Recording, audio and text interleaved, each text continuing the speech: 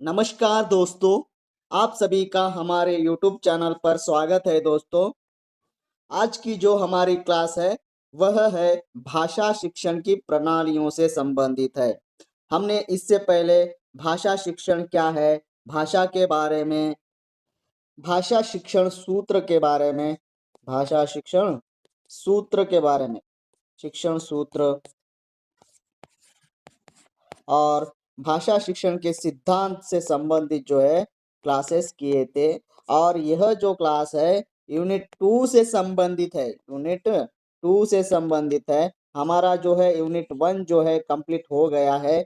यह जो है यूनिट 2 है और हमारा जो टॉपिक है आज का भाषा शिक्षण की प्रणालियां। देखिए, हम जो है बहुत ही क्लियर कट आपको समझा रहे हैं। तो हमने पहले आपको भाषा क्या है, भाषा के बारे में बता दिया है, उसकी प्रकृति के बारे में बता दिया है और शिक्षण किसे कहते हैं इसके बारे में भी हमने क्या किया था, चर्चा किया था और उस क्लास में वो डाउट भी आपको क्लियर कर दिया था। तो आज हम देखेंगे प्रणालियां क्या होता है, यानी भाषा शिक्षण की प्रणालियां क्या होती है इसके बारे में देखना है। तो सबसे पहले हमें प्रणालियां किसे कहते हैं उसे समझना चाहिए। अगर हमको प्रणालियां समझ में नहीं आएगा तो भाषा शिक्षण की प्रणालियां पूर्ण रूप से समझ में नहीं आएगा। तो हमारा एक ही लक्ष्य है, पहले हर शब्द को हम समझाए, फिर बाद में है जो है उसका विस्तृत चर्चा की जाए। तो हमने आपको भाषा और भाषा शिक्षण, उसके साथ साथ प्रणालियां भी आज हम समझा देंगे। भाषा किसे कहते हैं हमने पिछली वीडियो में बता दिया है और प्रणालियां यानी शिक्षण किसे कहते हैं वह भी हमने आपको समझा दिया था। आज हम जो है प्रणालियों को देखेंगे। तो चलिए हम पहला प्रणालियां क्या होती है उसके बारे में देखते हैं। देखिए, हिंदी भाषा शिक्षण में प्रणालियां उसे कहते हैं, अंग्रेजी में जो है इसे मेथड्स या अप्रोच कहते हैं। ओके, तो भाषा शिक्षण की प्रणालियां से क्या अभिप्राय है? तो अभिप्राय यह है कि भाषा सिखाने के वे व्यवस्थित तरीके या पद्धतियां है। ये क्या है? एक पद्धति या और एक तरीका है। किसका तरीका है? सिखाने का तरीका है, जिनके माध्यम से शिक्षक विद्यार्थी को सुनना, बोलना, पढ़ना और लिखना सिखाता है। यानी कैसे पढ़ाया जाए इसका संगठित तरीका ही प्रणाली कहलाता है। तो यहाँ पे क्या कह रहा है कि बच्चों को हम किस तरह से पढ़ाते, किस पद्धति से पढ़ाते और उसका जो संगठित एक जो तरीका होता है उसे ही हम क्या कहते हैं, प्रणाली कहते हैं। तो यहाँ पे हम सिस्टम भी कह सकते हैं, हम क्या कह सकते हैं, सिस्टम भी कह सकते हैं। सिस्टमैटिक तरीके से पढ़ाना भी जो है प्रणाली के अंतर्गत ही आता है। तो चलिए सरल शब्द में समझो इसे। प्रणाली इक्वल टू पढ़ाने का तरीका, way of teaching. Way of teaching is nothing but भाषा शिक्षण मेथड्स और अप्रोच। तो इसका मतलब है जो पढ़ाने का जो तरीका, जो ढंग होता है उसे ही हम क्या कहते हैं, प्रणाली कहते हैं, प्रणाली कहते हैं। इस बात को आप याद रख लीजिएगा और आपके दिमाग में जो है ना ये फिक्स कर लीजिएगा। क्यों ऐसा मैं कह रहा हूं? जब भी आपको कहीं भी भाषा शिक्षण में प्रणाली शब्द दिखा जाए तो उसकी परिभाषा यही है। ओके, उसका उससे जो अभिप्राय है यही है। ये बात आपके दिमाग में हो जाएगी तो आराम से जो है कुछ भी प्रश्न पूछा जाए आपको यानी प्रणालियों से संबंधित, तो आराम से जो है उसका जो आंसर है कर दोगे, ये मेरा विश्वास है। तो चलिए आगे बढ़ते हैं। शिक्षण प्रणालियों का अर्थ उदाहरण से समझे। शिक्षण प्रणाली का जो अर्थ है वो उदाहरण के माध्यम से हम समझेंगे तो और जो है इफेक्टिवली हमको समझ में आएगा। चलिए समझते हैं। जब शिक्षक यह तय करता है कि उसे पढ़ाना है, शिक्षक को क्या करता है, पहला पढ़ाना है। तो शिक्षक यह तय करता है कि क्या पढ़ाना है, कैसे पढ़ाना है, किन साधनों से पढ़ाना है, यानी कंटेंट कौन सा होगा, मेथड्स कौन से होंगे, टीचिंग एड्स का जो है कौन से टीचिंग एड्स का इस्तेमाल करना होगा। तो इन सब को संयुक्त रूप से शिक्षण प्रणाली कहलाती है। यानी संयुक्त रूप से जो भी पद्धति होती है पढ़ाने का उसे ही शिक्षण प्रणाली कहते हैं, प्रणाली। और इसे ही अंग्रेजी में हम कह सकते हैं प्लान, कह सकते हैं प्लान भी हम इसे कह सकते हैं, teaching plan. Okay, teaching plan, teaching plan, ये बात आपको याद रखना है, शायद आपको आराम से समझ में आएगा होगा। ओके, क्योंकि मैं इतने आसान भाषा में आपको समझा रहा हूँ, तो आसानी से आपको समझ में आ जाएगा। तो हमारी जो है प्रणालियाँ हैं वो कौन-सी है, तो देखिए भाषा शिक्षण में बहुत सारी प्रणालियाँ हैं। हम जो है कुछ प्रणालियों को यहाँ पर डिस्कस करेंगे। व्याख्यान प्रणाली होती है, स्पष्टीकरण प्रणाली होती है, वर्णन प्रणाली होती है, विवरण प्रणाली होती है, तुलना प्रणाली होती है। आपको क्या याद रखना है? व्याख्या क्या होता है? यानी स्पष्ट रूप से बताया जाता है। स्पष्टीकरण भी क्या होता है? यानी किसी भी जो है किसी विद्यार्थी को अगर डाउट आता है तो उसका स्पष्टीकरण देना होता है ना। तो वो वर्णन प्रणाली यानी हम जो है किसी घटना का किस तरह से वर्णन करते हैं। देखिए कहीं पर एक्सीडेंट हो गया समझो, तो किस तरह से एक्सीडेंट हुआ है, पहले कौन सी बाइक जो है पहले आई थी, फिर बाद में दूसरी बाइक कब किस समय जो है वो दुर्घटना हुई है, इस तरह से हम वर्णन करते हैं ना। फिर विवरण भी देते हैं, उसी अंतर्गत विवरण भी आता है। तुलनात्मक यानी एक दूसरे से तुलना करना, तुलना प्रणाली। ओके, कथा प्रणाली, व्याख्यान प्रणाली, पुस्तक पठन प्रणाली, यानी ये सब क्या है? प्लान है, टीचिंग के प्लान है। जब मैं कथा प्रणाली का प्रयोग करूंगा तो जो भी विषय है उसको मैं कथा के माध्यम से जो है समझाने की कोशिश करूंगा, क्योंकि मैं कथा प्रणाली का प्रयोग कर रहा हूं। अगर वही जो मैं तुलनात्मक प्रणाली का प्रयोग करूंगा तो एक पेन को लेकर दूसरे पेन की जो खूबियां है उसको समझाने की कोशिश करूंगा। मेरे पास एक पेन है, ओके, ये एक पेन है और दूसरे पेन के बारे में मुझे पढ़ाना है, तो इसमें जो खूबियां है के अंतर्गत जो खूबी है वो दूसरी पेन के अंतर्गत जो नहीं है, यानी इसके बारे में अगर मुझे पढ़ाना है तो दो पेनों का जो है तुलनात्मक मैं जो वर्णन करूंगा, जब सुना समझाऊंगा तो आसानी से समझ में आ जाएगा। शायद आपको समझ में आ गया। ऐसा समझो अगर कोई लेटेस्ट मॉडल आ रहा है, यानी T4 का फोन मेरे पास है, ओके, अभी T Pro आ गया समझो, तो इसमें नए फीचर्स क्या है, पहले के फीचर्स क्या है, इस तरह से मैं जो है ज्ञान दूंगा। ओके, ज्ञान जो है दूंगा। यहाँ पे जो है भाषा शिक्षण जो है मैं करूंगा, भाषा का शिक्षण जो है मैं करूंगा। तो यहाँ पे भाषा शिक्षण नहीं है ना सर व्याकरण, मैं यहाँ पे उदाहरण से समझा रहा हूँ बेटा, आपको समझ में आए इसलिए। अभी हम जो है इसके अंतर्गत यानी इस क्लास के अंतर्गत जो है व्याख्या प्रणाली को देखेंगे कि व्याख्या प्रणाली क्या होते हैं, इसके जो विधियां होती है, कौन सी विधियां होती है जो व्याख्या प्रणाली में जो है प्रयोग करते हैं, उनके बारे में चर्चा करेंगे। और वाक्य प्रणाली करते हुए जो है व्याख्या प्रणाली में जो है व्याख्या करते समय किन बातों को जो है हमें ध्यान में रखना चाहिए, उनको भी हम यहाँ पर जो है इस क्लास में डिस्कस करेंगे। चलिए, ओके, देखिए व्याख्या प्रणाली, तो व्याख्या का अर्थ है, व्याख्या का क्या अर्थ है, ये एच गार्लिक ने लिखा है, क्या कहकर लिखा है व्याख्या के बारे में? व्याख्या से अभिप्राय उस प्रक्रिया याद रखो, प्रोसेस से है जिसके द्वारा किसी शब्द समूह या कथन के अर्थ की सब जटिलता दूर हो जाती है, उसे ही व्याख्या कहते हैं। यानी जब भी हम व्याख्या करते हैं तब जो भी कठिन शब्द है, जो भी शब्द का समूह है, जो कथन है, जिसको हमें सरल भाषा में जो है समझ में आ जाता है, यानी हमारी जो है जटिलताएं कठिनाइयां जो होती है वो व्याख्या प्रणाली से दूर हो जाती है। ओके, व्याख्या प्रणाली वह शिक्षण विधि है, ओके, जिसमें शिक्षक किसी विषय, शब्द, वाक्य, नियम, पाठ्यांश को सरल, स्पष्ट और क्रमबद्ध तरीके से समझाता है, यानी एक्सप्लेन करता है, ताकि विद्यार्थी उसे आसानी से समझ सके। हम भी क्या कर रहे हैं यहाँ पे, हम जो है देखिए पहले मंजिले पे जाना है हमको, तो यहाँ पे सीढ़ियां तो चढ़ना पड़ेगा ना। अगर पहली सीढ़ी ही मैं आपको नहीं बताऊंगा, जाओ दूसरी सीढ़ी पे जाके चढ़ जाओ, तो यहाँ से दूसरी सीढ़ी चढ़ सकता है क्या कोई व्यक्ति? नहीं से चढ़ सकता, नहीं सर चढ़ सकता है। यहाँ पे देखिए समझाने के लिए आपको बता रहा हूँ। यानी आजकल के बच्चे जो है सटारिकल डायलॉग जो है ज्यादा उपयोग कर रहे हैं। जैसे मैं कहूँ पहली सीढ़ी नहीं आपको पता नहीं है तो दूसरी सीढ़ी पे क्या जाओ, मैं कूद के जाऊंगा सर, ऐसा बोलते हैं आजकल। तो इसलिए मैं यहाँ पे समझा रहा हूँ, यहाँ तो बच्चों की बात नहीं, यहाँ पे शिक्षक बन रहे हो हम तो शायद समझ सकते हैं यहाँ पे हम। तो इसलिए जो है हमें जो है एक एक स्टेप कर करके जो है आगे तक पहली मंजिली पे पहुंचना है। ऐसा नहीं है कि जो है एक ही बार पे पहली मंजिली पे कूद सकता है कोई व्यक्ति, नहीं कूद सकता है ना। यहाँ पर भी वही कह रहे हो, क्या कह रहे हैं, वही होता है। व्याख्या प्रणाली में भी जो है जटिलताएं जो होती है दूर हो जाती है, उसे क्रमबद्ध रूप में यानी सिस्टमैटिक तरीके से जो है उसे समझाया जाता है।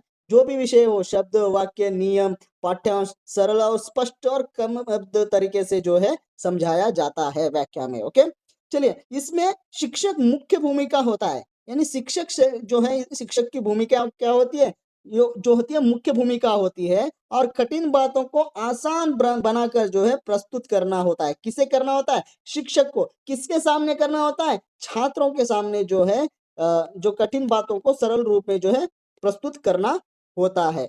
चलिए, व्याख्या प्रणाली का प्रयोग साहित्य, इतिहास, भूगोल, विज्ञान के क्षण में अधिकतर प्रयोग किया जाता है। तो ये बातें भी आपको याद रखनी है, शायद जो है ऑप्शन में आ जाएगा। व्याख्या प्रणाली जो है किन विषयों में जो है व्याख्या प्रणाली का प्रयोग किया जाता है? तो व्याख्या प्रणाली का प्रयोग जो है साहित्य में भी किया जाता है, इतिहास में भी किया जाता है, भूगोल में भी किया जाता है, विज्ञान में भी किया जाता है। ये चीजें आपको याद रखना है ताकि ऑप्शन में आ सकते, बोल नहीं सकते।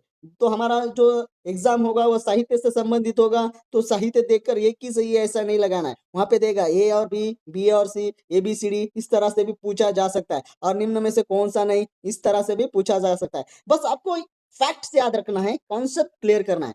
प्रश्न कैसा भी करे हो, उसकी मर्जी, हमें अगर पता है समझो तो कौन क्या कर सकता है, हम आराम से जो है उसको हल कर सकते हैं। ये बात आपको याद रखनी है। व्याख्या का उद्देश्य यह है कि किसी भाव, विचार को स्पष्ट करना जिससे कि बालक उसका आसानी से समझा जाए, यानी बालक को हमें आसानी से समझाना होता है व्याख्या प्रणाली का उपयोग करके।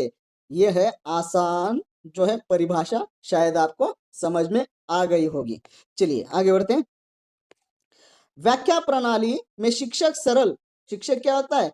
सरल भाषा प्लस उदाहरण प्लस सही विधि का उपयोग करके कठिन विषय को आसान बनाता है। अगर ये लाइन भी आप दिमाग में रख लोगे तो जो व्याख्या प्रणाली है, कहां से भी प्रश्न, किस तरह से भी व्याख्या प्रणाली से प्रश्न आ जाएगा तो आप जो है आसानी से हल कर पाओगे। ओके, यदि सावधानियां नहीं यानी वहां पे सावधानियां नहीं अपनाई गई जाए तो क्या होता है? सीखना रोचक और प्रभावी बन जाता है क्या? नहीं जाता है। सावधानियां सही अपनाई जाए तो क्या होता है? रोचकता होती है और प्रभावी भी टीचिंग होता है, प्रभावी रूप से जो है टीचिंग भी होता है। शायद समझ में आ गया हो। व्याख्या करते समय सावधानियां यानी एग्जाम्पल के साथ होना चाहिए। ओके, उदाहरण के साथ अगर आप समझाओगे तो जो है किसी को भी जो है आसानी से समझ में आ जाएगा। हम शुरुआत से ही हमारी जो है क्लासेस है वहां पे हर तरह के जो है उदाहरण से आपको समझाया गया है ताकि आप आसानी से समझ सके। ओके, अगर उदाहरण ना देते हुए मैं जो किताबी भाषा की तरह मैं रट दूंगा तो आपको क्या समझ में आएगा? नहीं समझ में आएगा। बहुत सारे ऐसे एस्पिरेंट होंगे जो पहली बार जो है डीएससी लिख रहे होंगे, और बहुत सारे ऐसे एस्पिरेंट होंगे जो है दोबारा यानी दूसरी या तीसरी बार लिख रहे होंगे। दूसरी और तीसरी बार लिखने वालों को तो एक बार में समझ में आ जाएगा, मगर पहली बार जो तैयारी कर रहा है उनके लिए भी ये काफी लाभदायक होना चाहिए। इसको ध्यान में रखते हुए जो है हम उदाहरण के साथ जो है हम यहाँ पर आपको पढ़ा रहे हैं। अगर किसी यानी पहले जो पढ़ा होता है बंदा थोड़ा बोर फील होता है, बोर फील होके क्या कहता है? स्किप कर देता है, इसमें कुछ नहीं है, क्योंकि वो खुद को जो है ना सब कुछ आया ऐसा समझ लेता है। ओके, चलिए, तो हमें व्याख्या करते समय कौन सी सावधानियां अपनानी चाहिए वही जो है हमको अभी देखना है। तो देखिए, पहला जो है हमारा वह व्याख्या सरल और स्पष्ट भाषा में होनी चाहिए। जैसे कि कैसे सर? तो देखिए यहाँ पे गलत कैसा होता है? परिश्रम सफलता का मूल आधार है, ये क्या है? कठिन हो जाएगा, तो ये गलत है। इस तरह से करना, व्याख्या करना क्या है? गलत है। किस तरह से करना चाहिए? मेहनत करने से सफलता मिलती है, तो ये जो है तरीका सही है। व्याख्या का जो सही तरीका है यहाँ पे आपको समझाया गया है। व्याख्या सरल और स्पष्ट होनी चाहिए। व्याख्या में जब भी आप व्याख्या करते हो इस विशेषता को आपको याद रखना है। ओके, वो किस तरह से होती है यह उदाहरण से आपको हमने यहाँ पे दिखा दिया है। चलिए आगे बढ़ते हैं, अगला देखते हैं। अगला है, देखिए अगला हमारा यहाँ पे व्याख्या छात्रों की आयु, अनुभव और मानसिक स्तर के अनुरूप होनी चाहिए। क्योंकि अगर बड़े बच्चों को आप जो है अलग तरीके से समझा सकते हैं। उदाहरण से समझे तो आपको समझ में आएगा। देखिए, छोटे बच्चों को पेड़ हमें फल देते हैं, इस तरह से ये क्यों पढ़ा रहे हैं? हम उसके मानसिक तर्क के अनुसार जो है यहाँ पे पढ़ा रहे हैं, इसलिए ये क्या होगा, सही हो जाएगा। बड़े बच्चों को अगर पेड़ पर्यावरण संतुलन बनाए रखते हैं, तो ये विधि क्या है, बड़े बच्चों के लिए है, ये जो है छोटे बच्चों के लिए। तो यहाँ पर जो है अनुभव, आयु और मानसिक तर्क के अनुसार अनुरूप ही जो है पढ़ाया जा रहा है ना, तो इसी तरह के से जो है हमें टीचिंग करना है। जब भी हम व्याख्या पद यानी प्रणाली का प्रयोग करते हैं, तो इस तरह का जो एक क्रमबद्ध रूप होता है, उसे हमें फॉलो करना होता है। तो दूसरा हमारा क्या है विशेषता, व्याख्या छात्रों की आयु, अनुभव और मानसिक स्तर के अनुरूप होना चाहिए। यह भी जो है सावधानी हमें बरतनी चाहिए। चलिए, व्याख्या आवश्यकता से अधिक लंबी नहीं होना चाहिए, क्योंकि अधिक लंबी हो गई तो वो बोर फील करेगा कि नहीं, तो इसलिए जो है अधिक लंबी नहीं होनी चाहिए। देखिए, 10 मिनट तक लगातार बोलोगे तो बच्चा जो है ऊब जाएगा, यानी जो है उसके अंदर जो है इंटरेस्ट पैदा नहीं होगा, वो सुनेगा नहीं। तो क्या करना है हमें, छोटा प्लस स्पष्ट प्लस बीच बीच में प्रश्न पूछे। तो इस तरह से आप जब व्याख्या करते हो तो क्या हो जाता है, वो रोचक हो जाता है और बच्चे भी जो है सुनने लगते हैं। तो ये सावधानी भी जो है हमें अपनानी चाहिए। इस विशेषता को भी आप जो है व्याख्या पद्धति में याद रखिएगा। देखिए, मैं क्यों बता रहा हूँ, निम्नलिखित में से व्याख्या पद्धति या सॉरी व्याख्या पद्धति भी कह सकते हैं ना, व्याख्या प्रणाली में से कौन सा निम्नलिखित विशेषता नहीं है, ऐसा पूछा समझो। व्याख्या आवश्यकता से अधिक लंबी होनी चाहिए, नहीं होनी चाहिए, होनी चाहिए ऐसा दे दिया समझो, तो इसी को जो है आपको आंसर करना चाहिए। निकाल देगा, वो निकाल दे के चौथे ऑप्शन में ये लगा देगा कि व्याख्या आवश्यकता से अधिक लंबी होनी चाहिए, और दूसरा देगा नहीं होनी चाहिए, फिर देगा छात्रों को आयु के अनुसार पढ़ना चाहिए यानी पढ़ाना चाहिए, तो ये सही हो जाएगा। तो इस तरह से जो है वो प्रश्न बना सकता है, ताकि आप कंफ्यूज ना हो, इसलिए मैं यहाँ पे जो है समझा रहा हूँ। शायद आपको समझ में आ गया होगा, मैं दोबारा नहीं समझाऊंगा। चलिए आगे बढ़ते हैं। व्याख्या आवश्यकता से अधिक छोटी नहीं होनी चाहिए, अधिक छोटी नहीं होनी चाहिए। तो देखिए, यह भी जो है हमें सावधानियां बरतनी चाहिए। क्यों सावधानियां बरतनी चाहिए, क्योंकि हम टीचिंग जब कर रहे होते हैं, यानी जब हम व्याख्या दे रहे होते हैं, तो इस बात को जो है हमको याद रखनी चाहिए। अगर यह बात आप बिना याद रखे जब व्याख्या करोगे तो वह असफल हो जाएगा, व्याख्या जो है वह असफल माना जाएगा। इसलिए इन व्याख्या की जो सावधानियां होती है, जो प्रविधियां होती है, उसे आप याद रख लीजिएगा। यहाँ पे समझाने का जो प्रयत्न मैं कर रहा हूँ, उसी लिए कर रहा हूँ, क्योंकि आपको जो है आगे चलकर दिक्कत ना हो। जब भी आप टीचर बन जाओगे तो क्या होता है, इन्हीं विधि इन्हीं प्रणालियों का प्रयोग करते हुए आपको पढ़ाना होता है। ओके, देखिए उदाहरण देखिए, संज्ञा नाम बताती है, सिर्फ संज्ञा नाम बताती है, क्या होगा, अधूरी हो गई है, यानी छोटी नहीं होनी चाहिए। क्या है, आवश्यकता से छोटी नहीं होनी चाहिए, बताया था ना। तो संज्ञा वह शब्द है जो व्यक्ति, स्थान, वस्तु का नाम बताता है, जैसे राम, दिल्ली। ये तो स्पष्ट होना चाहिए। आवश्यकता से अधिक छोटी हो गई तो वो समझ में आएगा क्या, नहीं आएगा। तो इस बात को भी जो है आपको याद रखना है जब भी व्याख्या करते हो। तो व्याख्या पद्धति का प्रयोग करते, व्याख्या प्रणाली का प्रयोग जब आप करते हो, तो इन बातों को आपको जो है याद रखना होता है। अगला देखिए, व्याख्या में कोई जटिल बात नहीं होनी चाहिए। जटिल बात जब भी होगी, बच्चों को समझने में जो है कठिनाइयां आएगी, क्योंकि उससे छात्रों को समझने में कठिनाइयां होती है। इसलिए जो है बात जो है व्याख्या में जटिल नहीं होनी चाहिए, सरल रूप में बताना चाहिए, सरल रूप में व्याख्या करना चाहिए। यहाँ पे देखिए, यह एक दार्शनिक अवधारणा है। ये समझ में आएगा कि मैं भी जो अगर आपको किताबी लैंग्वेज से पढ़ाऊंगा, भाषा के भाषा में, तो क्या आप समझ में पाओगे, नहीं, कहीं तो एक जगह आपको भी दिक्कत हो जाएगी। इसलिए दिक्कत ना हो, इसलिए हम उदाहरण के बहुत सारे उदाहरण लेते हुए हम यहाँ पे पढ़ रहे हैं। तो ये क्या होगा, यह एक दार्शनिक अवधारणा है, ये जो है जटिल है, तो यह एक सरल विचार है। जब आप ऐसा पढ़ाओगे तो जो आसान सा समझ में आ जाएगा, आराम से जो है बच्चे को भी समझ में आएगा। जब भी आप व्याख्या प्रणाली का प्रयोग करते हो, इस बात को जरूर याद रखना है। ओके, चलिए आगे बढ़ते हैं। अगला है देखिए, व्याख्या को स्पष्ट बनाने के लिए उसमें संबंधित विचारों को क्रमबद्ध करना चाहिए, अन्यथा छात्र भ्रम में पड़ जाते हैं। जब भी आप व्याख्या करते हो उसे स्पष्ट बनाने के लिए क्या करना है, सिस्टमैटिक तरीके से जो है रखना चाहिए, नहीं तो छात्र जो है भ्रम में पड़ जाएंगे। देखिए पहले अर्थ बताना चाहिए, फिर उदाहरण देना चाहिए, फिर प्रयोग करना चाहिए। इस तरह का अगर आप टीचिंग करोगे, यानी टीचिंग में ही आता ना व्याख्या, वही बोल रहा हूँ। जब व्याख्या की शिक्षा यानी व्याख्या में बता रहे होते हो तो पहले अर्थ बताओ, फिर उदाहरण दो, फिर उपयोग करो। इस तरह से आप टीचिंग करोगे तो ना एकदम परफेक्ट टीचिंग मानी जाएगी। ओके, तो ये उदाहरण से आपको समझ में आ गया होगा। अगला देखिए, व्याख्या सदैव उचित स्थलों पर की जानी चाहिए, यानी उचित स्थलों पर ही जो है व्याख्या करनी चाहिए। यदि व्याख्या उनसे पहले या बाद में की जाती है तो उसका जो महत्व होता है वह नष्ट हो जाता है। तो जहां भी हमें व्याख्या करना है वहीं पे करना चाहिए, जिस समय हमें करना है उसी समय करना चाहिए। उससे पहले जिस जहां पर नहीं करना चाहिए वहां पर करेंगे तो उसका जो एक महत्व होता है वो नष्ट हो जाता है। तो इसलिए जो ये चीज भी आप याद रखिएगा जब भी आप व्याख्या करते हो। ओके, पाठ पढ़ते समय ही समझाए, बाद में नहीं।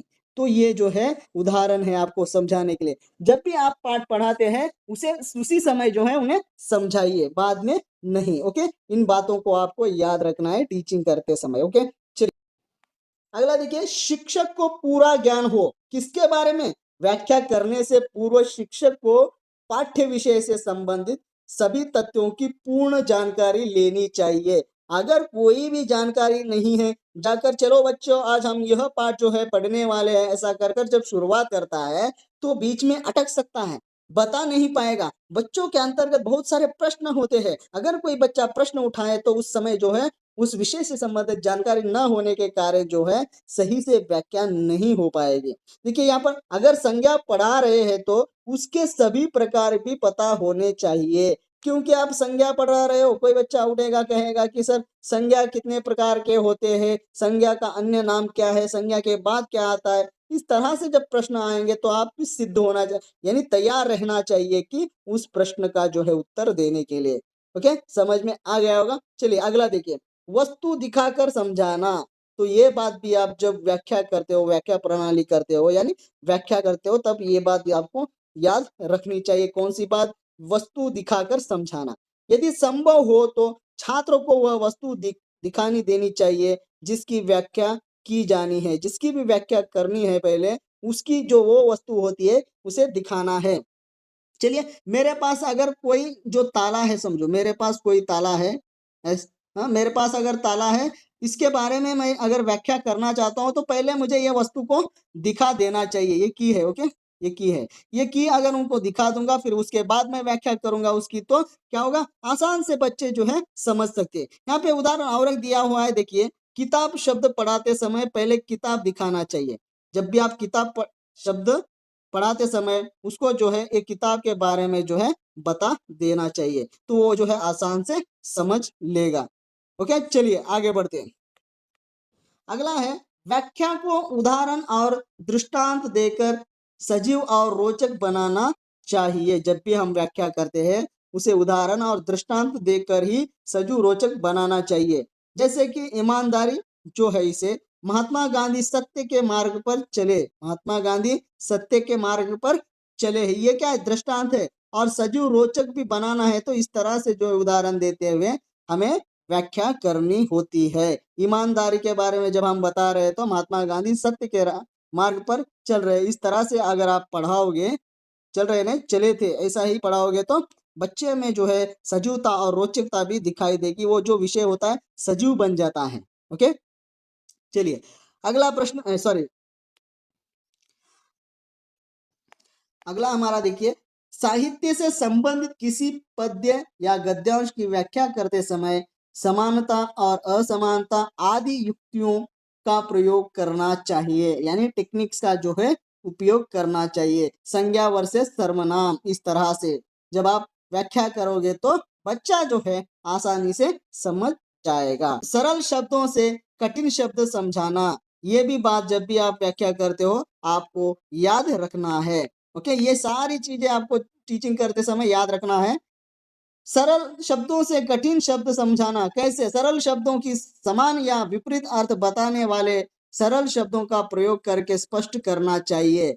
तो उदाहरण विशाल है समझो, विशाल को बहुत बड़ा जो है कठिन, जो विपरीतार्थ देके कठिन है समझो, तो उसे सरल रूप में जो है हमें बता देना चाहिए। ओके, तो इस तरह से अगर आप टीचिंग करोगे तो जो है बहुत ही बढ़िया रहेगा, एक रोचकता आ जाएगी टीचिंग में। ओके, छात्रों को शामिल करना, ये भी बात आपको याद रखना है। कब? जब आप व्याख्या करते हो। व्याख्या करते समय छात्रों की रुचि को बनाए रखने के लिए उनसे प्रश्न पूछने चाहिए और उनको भी प्रश्न पूछने के अवसर भी देना चाहिए। ये क्या हो जाता है? छात्र को शामिल किया जैसा हो जाएगा। जैसे बताओ राम क्या है, तो राम संज्ञा है या सर्वनाम है, इस तरह से जो यहाँ पे पूछा जा रहा है, तो बताओ राम क्या है। इस तरह से टीचिंग आप करोगे तो जो है बहुत ही बेहतरीन टीचिंग मानी जाएगी। ये बातें आपको जो है याद रखनी है।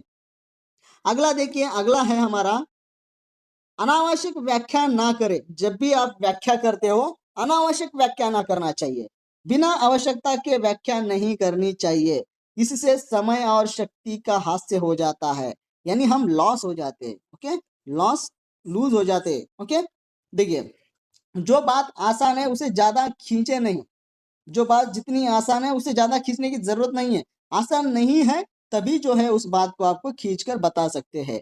तो इस तरह से जो है आपको व्याख्या करनी है। अगला है उपदेशात्मक ना हो। व्याख्या ज्यादातर उपदेशात्मक ना हो, क्योंकि आप जब उपदेश देते हो छात्रों को तो छात्र जो है क्या कहते हैं, उसे जो है पसंद नहीं करते हैं। व्याख्या उपदेश के रूप में नहीं होनी चाहिए, क्योंकि छात्रों को उपदेश अच्छे नहीं लगते हैं। इसलिए हमें व्याख्या उपदेशात्मक नहीं होना चाहिए।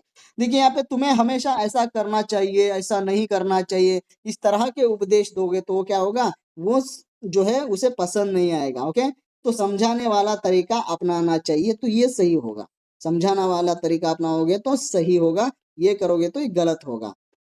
तो यह तो होगी, यानी सावधानियां बरतने वाली है। जो हमें याद रखने वाली चीजें थी ये तो हमें याद रखना है, यादों में हमें रखना है, क्योंकि जब भी हम टीचिंग करते हैं ये सारी चीजें आपको याद रहनी चाहिए, ताकि जो है आपका टीचिंग जो है इफेक्टिव हो सके। ओके, प्रभावात्मक बन सके। ओके, प्रभावी बने। तो ये जो बातें अभी तक मैंने व्याख्या के बारे में बताया था, वो टीचिंग में अगर आप प्रयोग करोगे तो एकदम ब्यूटीफुल, बहुत ही सुंदर ढंग से आप टीचिंग कर सकोगे और बच्चे भी जो है आपको रोचकता से सुनेंगे। वो तो हो गई थी आपको याद रखने वाली चीजें। ओके, अभी क्या है, व्याख्या करने की विधियां, यानी कौन सी पद्धतियां हैं, उसी पद्धति में हमें क्या करना है, व्याख्या करना है, यानी टीचिंग। व्याख्या यानी टीचिंग। ओके, टीचिंग ही आता है ना, व्याख्या यानी क्या करना होता है, टीच ही करना होता है। तो भाषांतर विधि, ये विधि का भी इस्तेमाल करना है। जब भी हम व्याख्या करते हैं तो इस विधि का प्रयोग हमें करना होता है। इसमें क्या होता है, दूसरी भाषा से मातृभाषा में समझाना होता है। तो भाषांतर, उसे क्या कहते हैं, भाषांतर विधि। ये हेडिंग्स दोस्तों आप जरूर याद रखिएगा। देखिए दूसरी भाषा से मातृभाषा समझाना जो होता है वह भाषांतर विधि में होता है। देखिए यहाँ पे भाषांतर विधि आपको क्यों याद रखना है, क्योंकि दूसरी भाषा से मातृभाषा में समझाना जो है निम्नलिखित में से कौन सी विधि में आता है। जो परिभाषा विधि देगा, भाषांतर विधि देगा, तो आपको ये हेडिंग्स जो याद रहेंगे तो वह ऑप्शन में आते रहते हैं ये चीजें, तो आपको इन्हीं को याद जो है रखना है। ओके, तो यहाँ पे क्या होता है, उदाहरण एप्पल जो है अंग्रेजी का है, उन्हें हम क्या कहते हैं, हिंदी में सेब के नाम से जो है पढ़ाते हैं, यही समझाते हैं। यहाँ पे हम क्या करें, एप्पल का मतलब सेब होता है। तो ये क्या होगा, भाषांतर विधि हो जाती है।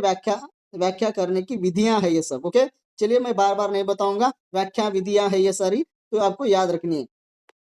भाषा यानी परिभाषा विधि क्या होता है, इसमें स्पष्ट डेफिनेशन देना होता है। स्पष्ट डेफिनेशन देना होता है। उदाहरण देखिए, क्रिया वह शब्द है जो कार्य को बताता है, तो ये क्या हो जाता है, परिभाषा विधि। क्या कहलाती है, परिभाषा विधि। परिभाषा विधि कहलाती है। अगला जो देखिए, अभिनय विधि यानी ऑफ एक्शन मेथड। क्रिया करके समझाना, क्रिया क्या है, करके समझाना जो है इस विधि के अंतर्गत जो है अपनाया जाता है। उदाहरण से समझे, यहाँ पे उदाहरण, दौड़ना, शिक्षक खुद दौड़कर दिखाता है। हंसना, हंसना कैसा होता है, हंसकर दिखाता है, बच्चों को तुरंत समझ में आ जाता है। ये क्या हो जाता है, क्या हो जाता है, अभिनय विधि हो जाता है, क्योंकि शिक्षक खुद दौड़ रहा है ना। चलिए अगला देखिए, अगला है स्पष्टीकरण, क्लैरिफिकेशन विधि। कठिन शब्द या विचारों को सरल भाषा में समझाना, उसे ही हम क्या कहते हैं, स्पष्टीकरण कहते हैं। देखिए उदाहरण, लोकतंत्र, ऐसी व्यवस्था जिसमें जनता अपने प्रतिनिधि चुनती है, इसे ही क्या कहते हैं, हम लोकतंत्र कहते हैं। शब्द जो है कठिन है, उसको हम सरल भाषा में समझा दिए हैं। ये कहाँ पे इन विधियों का प्रयोग होता है, व्याख्या प्रणाली में जो है इन विधियों का प्रयोग होता है। ओके, चलिए अगला, पर्याय। पर्याय जो विधि होती है, देखिए इसके बारे में, कठिन शब्द के आसान समानार्थी शब्द बताना, यहीं पे आपको जो है समझ में आ जाना चाहिए। पर्याय मतलब पर्यायवाची। तो उदाहरण देखिए, विराट, विराट जो है कठिन है, तो उसे आसान में क्या है, बहुत बड़ा। सुंदर जो है थोड़ा कठिन है, उसे खूबसूरत, ये आसान रूप में बताना होता है। यह विधियां जो होती है व्याख्यान विधि में प्रयोग किया जाता है, सॉरी व्याख्यान प्रणालियों में जो है इन विधियों का प्रयोग किया जाता है। अगला देखिए, तुलना। तुलना यानी कंपैरेटिव। देखिए कंपैरिजन कैसा होता है, यह विधि कंपैरिजन विधि है। समान विपरीत शब्दों से तुलना करके समझाना, समान या विपरीत शब्दों से तुलना करके क्या होता है, समझाना होता है। उदाहरण, गरम, ठंड, अमीर, गरीब, क्या हो रहा है यहाँ पे, तुलना हो रही है। ये एक दूसरे की जो है यहाँ पे तुलना की जा रही है। तुलना से जो है यहाँ पे समझाया जा रहा है। तुलना से अर्थ जल्दी स्पष्ट हो जाता है। तो तुलना करके आप टीचिंग करोगे ना, एकदम परफेक्ट रहेगा दोस्तों, मेरी बात याद रखिएगा। चलिए आगे बढ़ते हैं। व्युत्पत्ति यानी शब्द की उत्पत्ति बताकर अर्थ समझाना, उसे ही जो है व्युत्पत्ति विधि कहते हैं। और यह भी विधि जो है व्याख्या विधि में, जो व्याख्या प्रणाली में जो है इसका प्रयोग किया जाता है। निम्नलिखित में से व्याख्या प्रणाली में कौन सी विधि का प्रयोग किया जाता है, नहीं किया जाता है, कौन सा है, इस तरह से प्रश्न बनते रहते हैं, इसलिए आप इस चीज को याद रखिए। तो उदाहरण से देखिए, विद्यालय, विद्या प्लस आलय, ये हो रहा है ना, किस तरह से उत्पत्ति हुआ, जहां विद्यालय ज्ञान का स्थान हो वहां क्या है, स्कूल। तो आपको शायद ये समझ में आ गया होगा। अगला देखते हैं, विग्रह। विग्रह क्या होता है, तोड़कर समझना या जोड़कर समझना होता है। देखिए समाज को तोड़कर अर्थ समझना ही विग्रह कहलाता है। विग्रह का मतलब जो है अलग करना होता है समाज में। राजपुत्र यानी राजा का पुत्र, तोड़कर हम क्या कर रहे हैं, समझा रहे होते हैं। इस विधि का भी प्रयोग जो है व्याख्या विधि में, व्याख्या प्रणाली में जो है होता है। देखिए उदाहरण देखिए, दिन, दिवाकर, दिवाकर का मतलब दिन को करने वाला यानी सूर्य, समझ में आया। चलिए अगला देखते हैं, संधि विच्छेद। संधि विच्छेद विधि भी जो है व्याख्या विधि में आ सकती है, सॉरी व्याख्या प्रणाली में आती है। संधि तोड़कर शब्दों के अर्थ बताना। उदाहरण, महात्मा प्लस महा, देखिए सॉरी, महात्मा इक्वल टू महा प्लस आत्मा, तो ये जो है संधि विच्छेद विधि कहलाती है। अगली विधि देखिए, मूर्त सामग्री। ओके, वास्तविक वस्तु दिखाकर समझाना होता है। इसमें उदाहरण देखिए, किताब, असली किताब दिखाना, फिर सेब, सेब दिखाना। पहले क्या होता है, मूर्त सामग्री दिखानी होती है, वास्तविक वस्तु दिखाकर ही उन्हें पढ़ाया जाता है। इससे सीखना सबसे जो है आसान और प्रभावी हो जाता है। तो ये जो सारी विधियां थी, ये जो सारी विधियां जो है व्याख्या प्रणाली में इनका प्रयोग किया जाता है। जब हम व्याख्या प्रणाली का प्रयोग करते हैं, जब हम व्याख्या करते हैं, उस समय जब हम इन विधियों का प्रयोग करते हुए व्याख्या करेंगे ना, उस समय जो बच्चे हैं बहुत ही रोचक तरीके से जो है, रोमांच के दृष्टि से जो है सुनेंगे, ओके, समझेंगे, और जो है बोर फील नहीं होंगे। तो आपको एक ही याद करना है, टीचिंग जब भी करते हो, जिस भी विधि का प्रयोग करके आप पढ़ाओगे ना, एकदम बेहतरीन बच्चे भी समझेंगे। तो हमने यहाँ पर जो है व्याख्या विधि को देखा है, व्याख्या प्रणाली को देखा है, हमने व्याख्या प्रणाली को हमने यहाँ पे देखा है, बार बार विधि बोल के आ रहे हैं, मगर व्याख्या प्रणाली के बारे में देखा है। और इसके अंतर्गत जो भी विधियों का प्रयोग होता है उन्हें भी यहाँ पर हमने क्या किया है, स्पष्ट रूप से हमने यहाँ पे समझा है। तो आगे जो है दूसरी प्रणाली को देखेंगे और अगली क्लास में उसे भी हम आसान तरीके से समझेंगे। धन्यवाद दोस्तों, हमारे यूट्यूब चैनल से जुड़े रहने के लिए। ऐसे ही जुड़ते रहेगा और आपका जो लक्ष्य है जरूर हासिल कीजिएगा। आपको क्लासेस अच्छे लगते हैं, लग रहे हैं, काफी यूजफुल है, तो आप जो है हमें कमेंट के माध्यम से फीडबैक दे सकते हो और एक लाइक भी कर सकते हो। चलिए फिर मिलते दूसरी क्लास में।